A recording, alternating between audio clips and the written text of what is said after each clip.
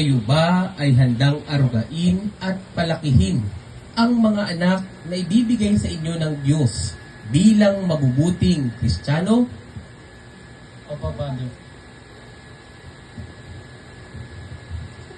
Kuya John Ken and Ate Monica, ngayong kayo ay nagnanais na mag-isang dibdib sa harap ng Diyos at ng kanyang sambayanan.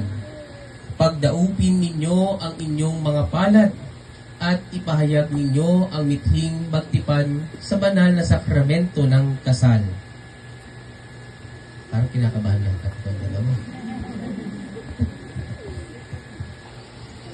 Ate Monica, sumasang-ayon ka ba na maging asawa ni Kuya John Ken na naririto ngayon alinsunod sa batas at mga alintuntunin ng ating banal na simbahan? Opo, Father. Buong puso ba ang pagkakaloob mo sa kanya ng iyong sarili bilang kanyang may bahay? Opo, Father. Buong puso mo ba siyang tinatanggap bilang asawa? Opo, Father. Kuya John Ken, sumasang-ayon ka ba na maging asawa ni Ate Monica na naririto ngayon alinsunod sa batas at mga alintuntunin ng ating banal na simbahan? Opo, Father. Buong puso ba ang pagkakaloob mo sa kanya ng iyong sarili bilang kanyang asawa? Opo, Father. Buong puso mo ba siyang tinatanggap bilang may bahay? Opo, Father.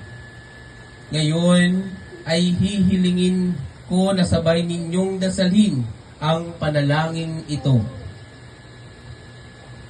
O Panginoon, kami po ay inyong loobing magkaisa ng kaloob at damdamin mula ngayon sa kaginhawaan at kahirapan, sa karamdaman at kalusugan sa lahat ng araw ng aming buhay. Bilang tagapagpatunay ng simbahan, pinagtitibay ko't binabasbasan ang pagtataning puso ng inyong pinagtipan sa ngalan ng Ama, ng Anak, ng Espiritu Santo. Amen. Ngayon po,